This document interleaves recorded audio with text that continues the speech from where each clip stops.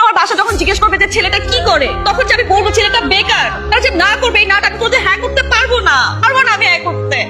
তুমি চাকরিটা ছেড়ে দিও, জাস্ট আমাকে বিয়েটা করে তুমি চাকরিটা করো না। জাস্ট এটার জন্য বলো তুমি চাকরিটা নাও প্লিজ। তুমি কি সিরিয়াস হবে না? আরে আমি সিরিয়াস তো, এই জন্যই তো বললাম। তুমি সিরিয়াস না। আমি সিরিয়াস। আমি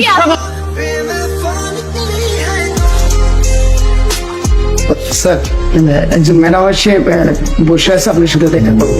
পড়াও। বেশ, মে কাম ইন প্লিজ?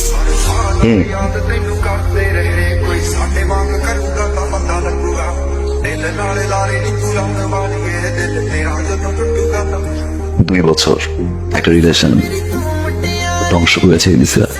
কি দোষ ছিল সেদিন আমার? একটা ছেলে চাকরি পাচ্ছে না, ইন্টারভিউ দিচ্ছে বারবার, তারপর চাকরি করছে না, অকর্মা, সিরিয়াস না, যোগ্যতা নাই, বাজে বিহেভ করে হার্ড করে টিস্যুর মতো ছড়ে ফেলে দিছি না। আজ 2 বছর পর তুমি আমার অফিসে চাকরির জন্য আমার সাইনের উপর ডিপেন্ড করছে। তোমার চাকরি হবে কি হবে না? এই অফিসে তোমার চাকরি কোনদিন না। ও ইয়েস ইয়েস ইয়েস ইয়েস, একটা পোস্ট খালি আছে, ওই যে ক্লিনার একটা পোস্ট খালি।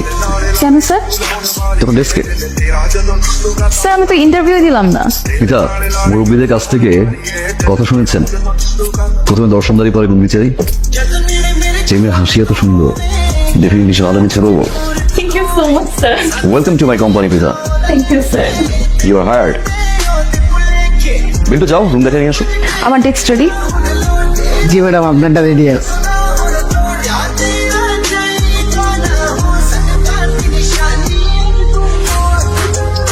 এই মুড়ি মানুষ খাবে, আপনি এই মুড়ি কেউ করে পোষান? আমরা ঘরে ঘরেই পৌঁছাবো, আমরা ভ্যানে করে মার্কেটিং করবো, ডিসকাউন্টে হোক ফ্রিতে হোক, মানুষজন বা কনজিউমারদেরকে আমরা ফ্রিতে মুড়ি খাওয়াবো। ফাইন, এটা একটা D2D আইডিয়া। D2D অল টাইমে একটা এফেক্টিভ আইডিয়া, কিন্তু এটা এক্সিকিউশন যে ঠিকভাবে হয়, তাইলে এই জিনিসটা কাজ করবে। কিন্তু এখানে মাইকিং করবে কে? স্যার আমাদের মাঝে এমন একজনকে দরকার স্যার, যে দেখতে সুন্দরী, স্মার্ট, এন্ড স্যার আমার মনে হয় যে মানে প্রোডাক্টটা সম্বন্ধে ভালো জানে, এরকম একজন। Exactly sir. Sir what about ইশতে ম্যাম?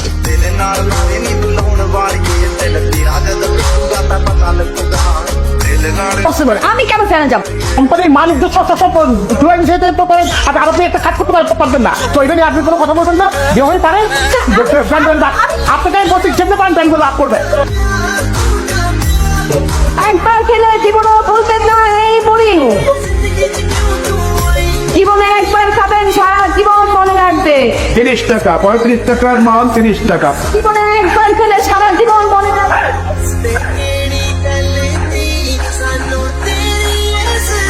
আমরা কখনোই ভাবি নাই যে আমাদের ব্র্যান্ডটা আবার ঘুরে দাঁড়াবে এবং আবার মানুষের দাঁড়ে দাঁড়াবে। এই কাজটা আসলে কোনোভাবেই সম্ভব হতো না যদি এটা একটা সুপার লিডারশিপ হয়। কারণ লিডার ছাড়া আসলে কোনো কাজ ঠিকভাবে হয় না, এটা আপনারা জানেন। এখন আমাদের দায়িত্ব হচ্ছে যে যিনি লিডার তাকে মোটিভেট করা। কারণ হচ্ছে যে উনি কোম্পানির জন্য কাজ করেছেন, তাকে মোটিভেট না করলে তা আমাদের দিক থেকে অন্যায় হবে। Thank you so much. Fine, thank you আপনাকে, যে আপনার যে অসাধারণ লিডারশিপ এবং অসাধারণ আইডিয়ার জন্য যে কোম্পানিটা ঘুরে দাঁড়ালো। Thank you. আপনাকে অসংখ্য ধন্যবাদ। My pleasure sir.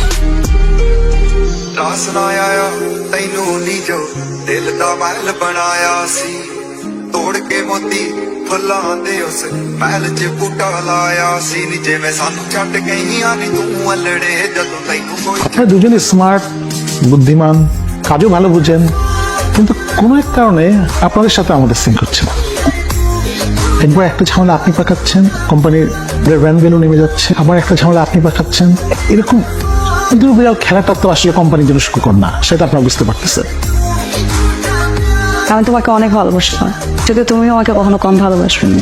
আমার বাসা থেকে বিয়ের জন্য অনেক প্রেশার ক্রিয়েট করছিল, অনেক বেশি। আমি অনেক আশা করছিলাম যে তুমি আমাকে একটু সাপোর্ট করবা, একটা জব নিবা, সেটাও যদি না পারো অ্যাটলিস্ট আমাকে নিয়ে পালিয়ে যাবা। তুমি সেটা করোনি, তোমাকে সাপোর্টই দাওনি। ওর প্রতি আমার অনেক রাগ ছিল, অনেক ক্ষোভ ছিল। এত দিন পর এসে আমি রিয়েলাইজ করলাম তখন আমার রাগ করাটা উচিত হয়নি। যে মুহূর্তে তোমার সাপোর্টটা আমার অনেক দরকার ছিল, সে মুহূর্তে আমার সাপোর্টও তোমার দরকার ছিল। আমার বোঝা উচিত ছিল যে তুমি এখন একটা ভালো অপরচুনিটির জন্য আমাকে সাপোর্ট করতে পারোনি, ওটা আমারও ছিল। All the best. এখনো অবশ্য